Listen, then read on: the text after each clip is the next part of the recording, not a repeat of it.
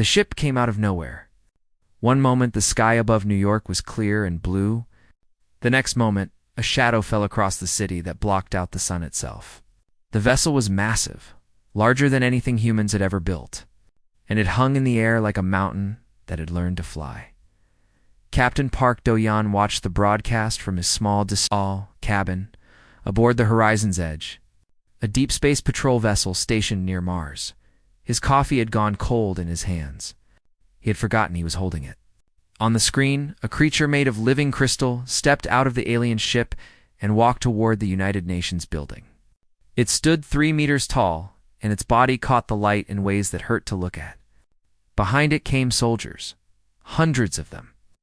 Their weapons pointed at the crowds that had gathered to watch. The creature spoke, and its voice was like breaking glass. It called itself the voice of the Velthari Empire. It said that humanity had 90 days to surrender completely. Every government, every military, every weapon would belong to the Velthari. If humans refused, the Velthari would burn every city on Earth until nothing was left but ash and memory. The voice smiled when it said this. It was not a kind smile. Back on the Horizon's Edge, Lieutenant Kim Yuna entered the captain's cabin without knocking. She was young, barely 30, but her eyes were old. She had fought in the first contact skirmishes 5 years ago, when the Velthari had destroyed 3 human colonies without warning or explanation. She had watched good people die screaming in the void of space. "Captain," she said. Her voice was steady. "Command wants all ships to return to Earth immediately." Do-yeon finally set down his coffee. "How many ships do we have, Yuna?" 47 combat-ready vessels.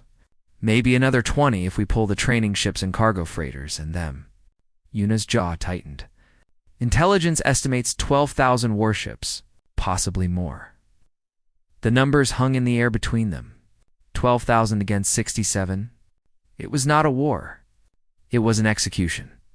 In Seoul, Admiral Baek Sun-ho stood before a room full of generals and politicians. He was 73 years old, and he had spent his entire life preparing for a war he hoped would never come. Now it was here, and the faces around him were pale with fear. "We cannot win this fight," said one general. "The mathematics are clear. We should negotiate. Perhaps if we offer them resources, technology, workers." "They do not want negotiation," Sun-ho said quietly. "I have studied every report from every species the Velthari have conquered. Do you know what those species have in common?" No one answered. They no longer exist. Every single one of them is extinct. The Velthari do not negotiate. They do not compromise. They consume and they move on. He paused. "Surrender means death. Just slower death." "Then what do you suggest?" demanded the politician from France. "We cannot fight 12,000 ships." Admiral Sun-ho walked to the window and looked out at the city. Seoul was beautiful in the afternoon light. Children played in the parks. Couples walked hand in hand along the river. None of them knew that in 90 days all of this might be gone. 300 years ago, he said, we sent colony ships into deep space. Generation ships, carrying thousands of humans to distant stars. We lost contact with them centuries ago, but if they survived, he turned back to face the room. If they survived, they might have built something. Ships, weapons, an army that is a fantasy, someone said. Perhaps. But it is the only hope we have. He nodded to an aide, who brought up a star map on the main screen. "I am sending Captain Park Do-yeon to find them. The Horizon's Edge is our fastest ship. If anyone can locate the colony fleet, it is him." Far above Earth, the Velthari voice returned to its ship. It was pleased with itself. It had delivered the message exactly as instructed, with just the right amount of threat and contempt. These humans were primitive. Their weapons were laughable. Their ships were slow and weak. In 3,000 years, the Velthari had never lost a war. This would be no different. The voice did not notice the old woman watching from a window of the UN building. Her name was Grandmother Cho, and she was 102 years old. She had survived the Korean War as a child. She had survived 2 famines and 3 revolutions. She had buried 2 husbands and 1 son. When the Velthary ship cast its shadow over the city, she had not run. She had simply looked up and smiled. Her granddaughter found her there an hour later, still watching the sky where the alien ship had disappeared. "Grandmother, are you not afraid?" The old woman laughed softly. "Child, I have seen what humans can do when they are cornered. I have seen what we become when we have nothing left to lose. Those creatures have made a terrible mistake." "What mistake?" Grandmother Cho's eyes were bright and hard. "They have given us 90 days to prepare. 90 days to get angry. 90 days to remember what we truly are." That night, Admiral Sunho addressed the fleet commanders via encrypted channel. Every captain, every pilot, every soldier who wore the uniform of Earth's defense listened to his words. "I will not lie to you," he said. "The odds are against us. Our enemy is vast and powerful and ancient. They have conquered worlds beyond counting. They believe we are weak. They believe we will break." He paused, and when he spoke again, his voice was iron. "They are wrong. We are the children of survivors. Our ancestors crawled out of the mud and learned to walk. They faced ice ages and plagues and wars and famines, and they did not quit. They passed their strength to us, written in our blood and our bones. And now, when the universe sends its greatest threat against us, we will show them what that strength means." His final words would be remembered for 1,000 years. They won a war? Then we will be the first to make them regret it. Across the fleet, in ships scattered from Earth to the outer planets, soldiers straightened their backs and lifted their heads. The fear did not disappear, but something else appeared alongside it. Something older. Something dangerous, hope and rage. The horizon's edge had been traveling for 31 days when they found the first signal. It was faint, barely a whisper against the background noise of the universe. But Lieutenant Kim Yuna caught it on her instruments, and her heart nearly stopped. "Captain," she said, "I have something. Human origin. Definitely human." Park Doyen crossed the bridge in 3 quick strides and looked at her screen. The signal was coming from the Kepler system, exactly where the old record said the colony ships had been heading 3 centuries ago. He felt something loosen in his chest, a knot of fear he had not realized he was carrying. "Set a course," he ordered. Maximum speed. They arrived 4 days later and found not a colony. They found an empire. The ships that surrounded them numbered in the hundreds. They were strange and angular, built from materials Doyen did not recognize, covered in scars from battles he could not imagine, and they were armed. Every single one of them bristled with weapons. A voice crackled over the communication channel. It was human, but the accent was strange, shaped by 300 years of isolation. "Unknown vessel. Identify yourself or be destroyed. You have 10 seconds. Doyen leaned toward the microphone. "This is Captain Park Doyen of the Earth Defense Fleet. We come seeking the descendants of the colony ships." Then, slowly, the weapons pointed at them began to lower. "Earth," the voice said, and there was something almost like wonder in it. "We thought Earth was dead." They were brought aboard the flagship, a massive vessel called the Unbroken Promise. The corridors were cold and functional, every surface worn smooth by generations of hands. The people they passed were tall and lean, their bodies shaped by low gravity and hard living. Their eyes watched the newcomers with suspicion and curiosity in equal measure. Fleet. Admiral Shinyunji met them in a council chamber at the heart of the ship. She was perhaps 50 years old, with steel-gray eyes and scars that crossed her face like a map of old wars. She did not smile when she saw them. She did not offer her hand. "You want our help," she said. It was not a question. Doyen explained everything. The Velthary ultimatum. The impossible odds. The 90 days that were now down to 53. He showed her the footage of the alien voice standing before the United Nations, mocking humanity with its crystal smile. When he finished, Yunji was quiet for a long moment. Then she laughed. It was not a pleasant sound. "The Velthary," she said. "We know them. 20 years ago, they sent scouts to this system. They demanded our surrender." She leaned forward. "Do you know what we did, Captain?" "What?" "We killed them all. Every single one. And then we used their ships to build better weapons." She stood and walked to a window that looked out at the assembled fleet. You want our help? You have it. But not because we love Earth. Most of us have never even seen Earth. We help because we hate the Velthari. And because... She turned back to face him, and now there was something almost like a smile on her scarred face. Because we have been waiting for a real fight. Back on Earth, deep beneath the mountains of Korea, Dr. Choi Murray worked without sleep. Her laboratory was a chaos of screens and equipment, filled with the hum of machines and the sharp smell of chemicals. She had been working on Project Ragnarok for 7 years, and now she had less than 2 months to make it work. Sergeant Han Jesus stood guard at the door, watching her with a mixture of admiration and concern. He had been assigned to protect her, but he was starting to think she did not need protection. What she needed was food and rest, neither of which she seemed willing to accept. Doctor, he said carefully, you have been awake for 41 hours. The Velthari are made of crystal, she said, not looking up from her work. Living crystal with a specific molecular structure. If I can find the right frequency, the right energy signature, I can shatter them. Every single one of them, all at once. She finally turned to look at him, and her eyes were wild with exhaustion and brilliance. I just need more time. We do not have time, Doctor, and I will make time. On the frozen moon of Europa, Commander O Taiwan pressed his back against a wall of ice and tried not to breathe. Velthari soldiers marched past, their crystal bodies glowing faintly in the darkness. He and his resistant cell had been hiding here for 3 months.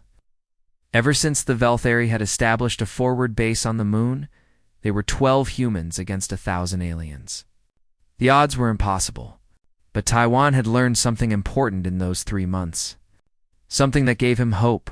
The Velthari could feel fear. He had seen it 3 days ago, when his team had ambushed a Velthari patrol. They had killed 7 aliens before the others could react, using weapons made from salvaged parts and desperate ingenuity. And in that moment, before the surviving Velthari had fled, Taiwan had seen it in their strange crystalline faces. Fear. Real. Genuine fear. A species that had conquered 100 worlds, that had never lost a war in 3,000 years, was afraid of 12 humans with homemade weapons hiding in a cave of ice. He smiled in the darkness. It was a wolf's smile. The Velthari began their advance on day 60. They came with overwhelming force, hundreds of ships darkening the sky above Earth's outer colonies. The defense platforms that humanity had spent decades building were destroyed in hours. The colonies on Mars and the moons of Jupiter fell in days, and then something unexpected happened. The horizon's edge returned, but it did not return alone. 300 ships emerged from hyperspace, led by the Unbroken Promise. They hit the Velthari fleet from behind with weapons that burned through crystal armor like fire through paper. The battle lasted 6 hours. When it was over, 47 Velthari warships had been destroyed. It was the first victory in the war. It was the first victory any species had ever won against the Velthari. On the Velthari command ship, the High Warlord received the news in silence. His advisors waited nervously for his response. Finally he spoke. How many ships did the humans lose? 18, my lord. Almost half their fleet, and yet they won. The warlord's crystalline face was unreadable.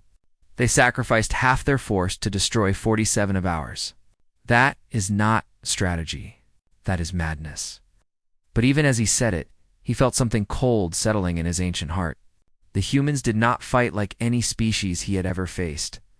They did not retreat when the odds turned against them. They did not surrender when their ships were damaged. They flew their burning vessels directly into Velthari formations, turning their own deaths into weapons. They were insane. And they were terrifying. Admiral Shin Yong-ji stood on the bridge of the Unbroken Promise, watching the wreckage of the battle drift past. Beside her, Captain Park Do-yeon was pale and exhausted, but his eyes were bright. We lost too many, he said quietly. We lost exactly as many as we needed to lose, she replied. This was never about winning a single battle, Captain. This was about sending a message. What message? She turned to face him, and now she was smiling. It was the smile of a predator that had just tasted blood. That we can hurt them. That we will hurt them. That no matter how many of us they kill, we will keep coming until there is nothing left of them but dust and memory. She looked back at the stars.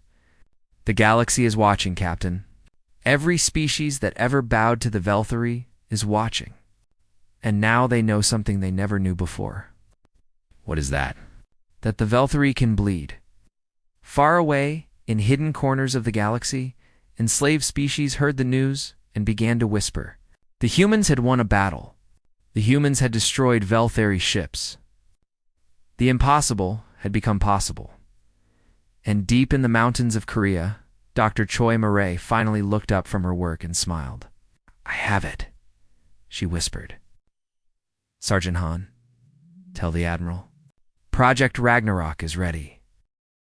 The Battle of Titan's shadow began at dawn, Earth time. It would not end for 16 hours. The Velthari had gathered their strength. 2,000 warships hung in formation near Saturn's largest moon, their crystalline hulls catching the distant light of the sun. They were beautiful and terrible, like frozen lightning given form. Their commander, High Warlord Keshin, watched from his flagship as the human fleet approached. He counted their ships. 412. The humans had gathered everything they had, combining Earth's fleet with the colony ships from the Kepler system. It was an impressive effort. It was still hopelessly outnumbered. Signal the fleet, Keshin ordered. Standard attack formation. End this quickly. But the battle did not end quickly. The humans did not fight in standard formation. They scattered like leaves in a storm, using the asteroid field around Titan as cover. They appeared from behind rocks the size of mountains, fired their weapons, and vanished again before the Velthari could respond. They turned the battlefield into a maze of traps and ambushes. Young pilot Kang Min-ho flew his fighter through the chaos, his hands steady on the controls. He was 22 years old. 6 months ago, he had been a flight instructor at the academy in Seoul. Now he was an ace, with 7 confirmed kills marked on the side of his cockpit. Blue Squadron, follow me, he called into his radio. We are going for the carrier. That is suicide, someone replied. The carrier has too many guns. Then do not get hit. They dove toward the massive Velthari carrier, weaving between energy beams that could vaporize their ships in an instant. 3 pilots died in the first 30 seconds. 4 more died in the next minute. But Minho kept flying, his jaw clenched, his eyes locked on the target. His missiles found the carrier's engine core. The explosion was visible from Earth, on the bridge of the horizon's edge. Captain Park Do-yeon watched the battle unfold with grim satisfaction. They were winning. Not easily, not cleanly, but they were winning. The Velthari were falling back, their formation broken, their confidence shattered. Captain Lieutenant Kim Yuna said, I am taking a boarding team to the command ship. He looked at her for a long moment. They both knew what she was asking. The Velthari command ship was the most heavily defended vessel in the enemy fleet. Going there was almost certainly death. Are you sure? She smiled, and it was not a pleasant smile. I have been waiting for this since they killed my brother. The boarding action was broadcast across the galaxy. The Velthari had set up cameras throughout their command ship, intending to show the universe how they crushed human resistance. Instead, the universe saw something else entirely. They saw Lieutenant Kim Yuna and her team of 50 soldiers cut through. Velthari warriors like wolves through sheep. They saw humans fighting hand-to-hand against creatures twice their size using knives and fists and broken pieces of metal. They saw the cold, precise brutality of a species that had nothing left to lose. Yuna herself killed 17 Velthari before the battle was over. When she reached the bridge, her armor was cracked, and her face was covered in blood, most of it not her own. The Velthari captain stared at her with something that looked very much like terror. What are you? He whispered. She shot him without answering, in the mountains of Korea. Dr. Choi Murray watched the battle on her screen while her weapon was loaded onto a carrier ship. Project Ragnarok was a simple thing, really. A bomb that released a specific frequency of radiation, one that caused Velthari crystal to resonate until it shattered. The science was elegant. The result would be devastating. The carrier was called the Last Light. Its crew knew they would not survive. The weapon had a limited range, which meant the ship had to get close to the enemy fleet. Very close. Suicide close. The captain of the last light was a woman named Baek Soo-jin. She was the admiral's daughter. "Father," she said over the communication channel, "tell mother I love her." Admiral Baek Sun-ho stood on the bridge of his command ship, his eyes wet, his voice steady. "I will, daughter. Make them remember us." The last light dove into the heart of the Valkyrie formation. Enemy fire tore through its hull. Crew members died at their stations. Soo-jin kept the ship on course, her hands locked on the controls, her eyes fixed on the target. The bomb detonated. 300 Valkyrie ships shattered like glass. Every crystal being within range cracked and fell apart. It was the single most devastating attack in the history of the war. And then the last light exploded, and Baek Soo-jin was gone. High Warlord Keshin watched the destruction from his damaged flagship. He had never felt fear before. He felt it now. It was cold and sharp and terrible, and it filled every part of his ancient body. "What are these creatures?" he demanded. "What kind of species sacrifices its own children to kill its enemies?" No one answered. No one had an answer. The battle ended at nightfall. The human fleet had lost 173 ships. The Valkyrie had lost 812. It was the greatest military disaster in 3,000 years of Valkyrie history on Earth. People poured into the streets to celebrate. They waved flags and sang songs and wept with relief. They did not yet know how many had died to give them this victory, far from Earth. In a hospital ship behind the lines, pilot Kong Min-ho lay in a medical bed, with burns covering half his body. He had survived the carrier assault, barely. The doctors said he would fly again. He was not sure if that was good news or bad. A nurse came to check on him. She was young, barely older than he was, with kind eyes and gentle hands. "You are a hero," she said softly.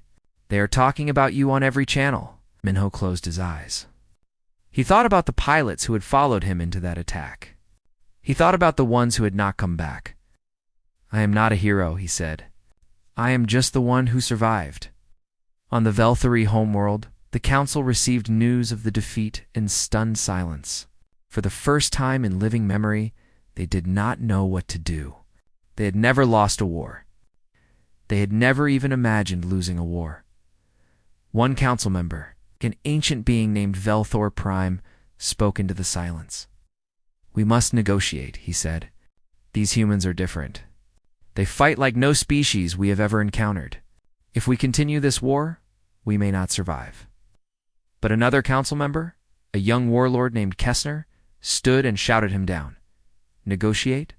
With primitives? Never. We will send more ships, more soldiers. We will crush them until nothing remains." Council voted. The war would continue. They did not realize they had just sealed their own fate. The war changed after the Battle of Titan's Shadow. Humanity was no longer fighting to survive. Humanity was fighting to win. Captain Park Do-yeon became the most feared name in the galaxy. His ghost raids struck deep into Valkyrie territory, appearing without warning, destroying supply lines and communication stations, vanishing before the enemy could respond. The Valkyrie called him the Shadow Demon. They told stories about him to frighten their young. He did not care about the stories. He cared about results. Another convoy destroyed, Lieutenant Kim Yoona reported. She had become his second in command after the boarding action, her fame almost as great as his own. "That is the fourth one this month." Do-yeon nodded, studying the tactical map. "They are pulling ships back from the front lines to protect their supply routes. That means fewer ships facing our main fleet. Is that enough?" "Not yet. But it will be." The coalition was growing. 8 alien species had pledged their forces to humanity's cause, species that had spent centuries under Valkyrie rule and had never dared to resist. Now they saw their chance. Now they saw hope. Admiral Shin Yeonji welcomed them with open arms and cold eyes. She had spent her entire life fighting to survive in the depths of space. She understood desperation. She understood what it meant to have nothing to lose.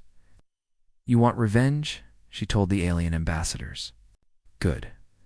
Revenge is a useful emotion. Channel it, focus it. And when the time comes, use it to kill every Velthari who ever hurt your people. One ambassador, a creature that looked like a spider made of smoke, spoke in a voice like rustling leaves. And what do you want, Admiral? What drives the humans? Yongji smiled her wolf smile. We want them to be afraid. We want them to know in their crystal hearts that they should never have touched our world. On Earth, the celebration had ended. The Velthari counterattack came on a Tuesday morning without warning, without mercy. 3 ships broke through the defense lines and reached the planet's surface. They targeted cities. Seoul was hit first. The energy beam from the Velthari ship turned the ancient city into a crater of glass and ash. Then Mumbai. Then Cairo? 20 million people died in less than an hour. Admiral Baek Sunho received the news in his command center. He did not cry. He did not scream. He simply sat in silence for a very long time, staring at the reports that detailed the deaths of millions of his people. When he finally spoke, his voice was quiet and calm. Find those ships, he said. Destroy them. And then he looked up, and his eyes were empty of everything except cold, absolute rage. Then we stop playing defense. We take this war to their homeworld. We make them pay for every single life they have taken. The 3 Velthari ships were hunted down within 6 hours. Human pilots pursued them across the solar system with a fury that bordered on madness. When the last ship was finally cornered near Neptune, the pilots did not offer surrender. They did not ask for prisoners. They simply fired until nothing was left but glowing fragments drifting through the void, far from Earth. Lieutenant Kim Yuna was captured during a raid on a Velthari communications station. Her team was killed in the ambush. She was taken alive, brought to an interrogation facility on a frozen moon, and subjected to 72 hours of questioning. The Velthari wanted information about human fleet movements. They wanted the location of Admiral Shin's flagship. They wanted the secrets of Project Originero. Told them nothing. On the 3rd day, when her captors left her alone in her cell, she freed herself using a piece of broken crystal she had hidden in her mouth. She killed the first guard with her bare hands. She took his weapon and killed 6 more. She found the facility's communication array and sent a single message to the human fleet, giving her location and the station's security codes. Then she went hunting. When the rescue team arrived 8 hours later, they found the facility silent and dark. Every Velthari inside was dead. Lieutenant Kim was sitting in the commander's office, covered in blue crystal blood, calmly eating a ration bar she had found in a cabinet. You were late, she said. Pilot Kang Minho was different now. The young idealist who had dreamed of becoming a hero was gone. In his place was something harder, something colder. He had seen too much death. He had caused too much death. He no longer believed in glory or honor or any of the pretty words they had taught him at the academy. He believed in winning. That was all. His squadron was called the Black Wings now. They were the best pilots in the fleet and the most ruthless. They did not take prisoners. They did not accept surrender. When a Velthari ship tried to run, they chased it down and destroyed it no matter how far they had to fly. We are becoming monsters, one of his pilots said after a particularly bloody engagement. Minho looked at her with his cold, tired eyes. Good. Monsters win wars. In her laboratory, Dr. Choi Murray worked on a new project. Project Ragnarok had been a success, but they needed something bigger. Something that would end the war once and for all, Sergeant. Han Jisu brought her meals she did not eat and coffee she drank by the liter. He had stopped trying to make her sleep. He had stopped trying to protect her from the war. Now, he simply stayed by her side and made sure she had everything she needed to finish her work. What is this one called? He asked, looking at the device taking shape on her workbench. I have not decided yet, she said. Maybe I will call it the last word. What does it do? She looked up at him, and for a moment her exhausted face showed a flicker of something that might have been regret. It ends things, Sergeant. One way or another it ends things. Admiral Baek Sunho addressed the combined fleet on the anniversary of the attack on Seoul. 1,300 ships, gathered in formation. More than humanity had ever assembled before. Humans and allies stood together, united by grief and rage and the burning desire for justice. 1 year ago, the admiral said, "They burned our cities.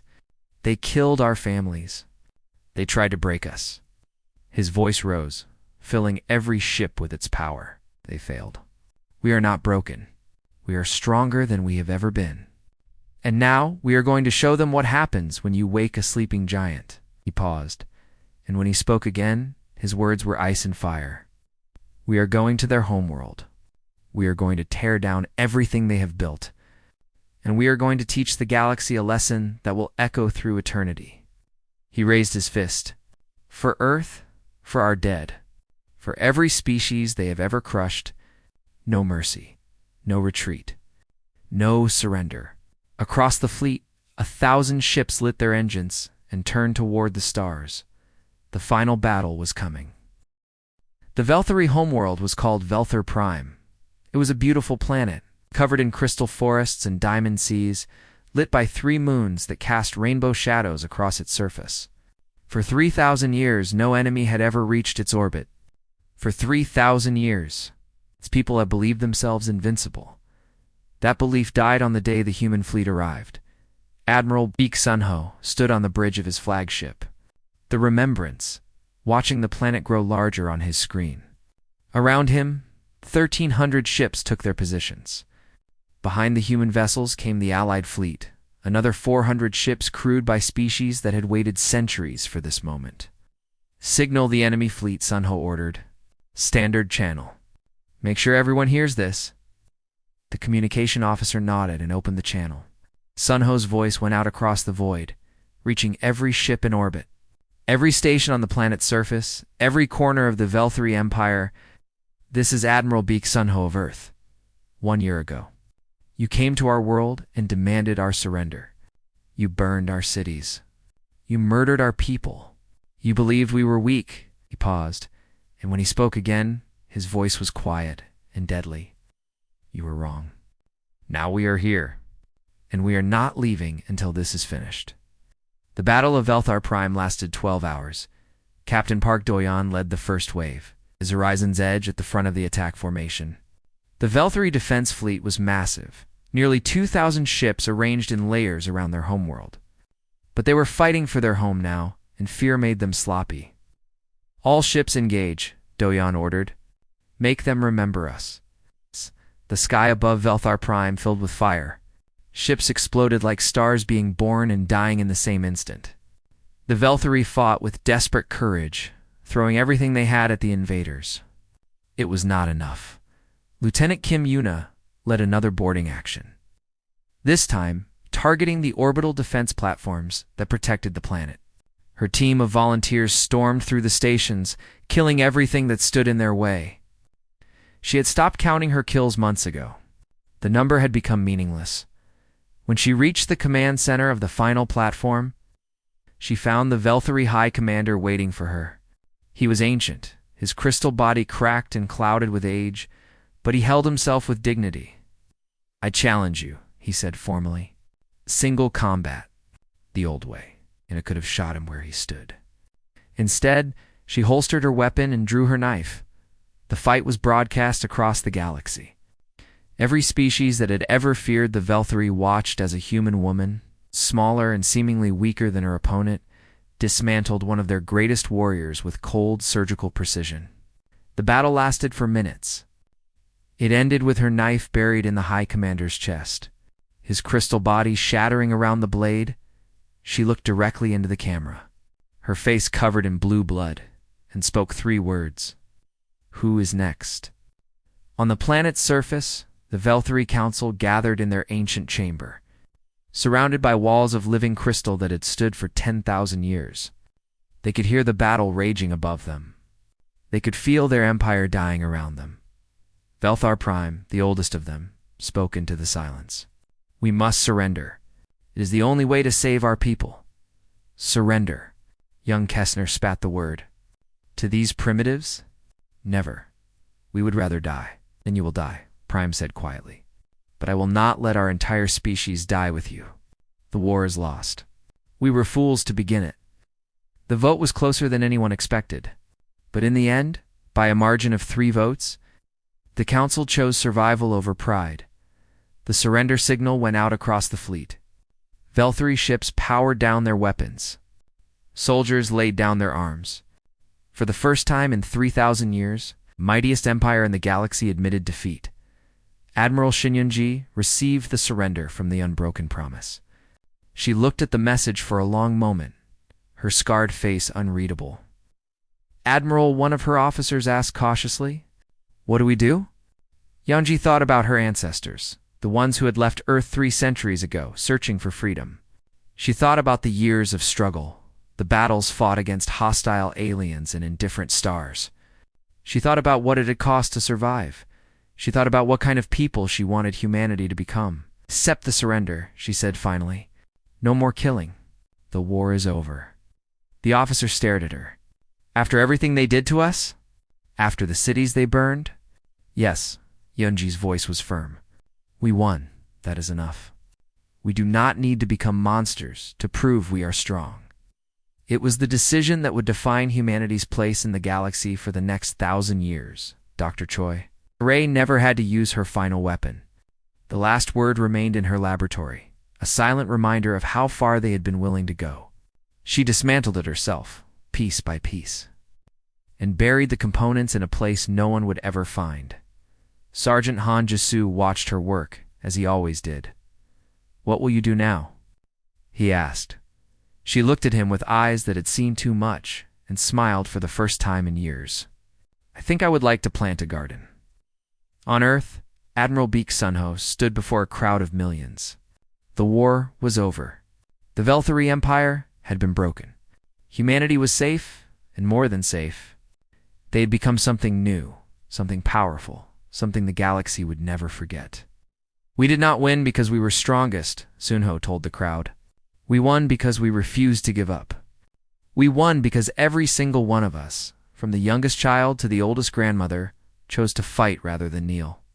We won because that is who we are." He paused, and his old eyes were bright with tears. "Remember the ones we lost. Remember their sacrifice. And remember this: we are never alone. We are humanity. And as long as we stand together, nothing in the universe can defeat us."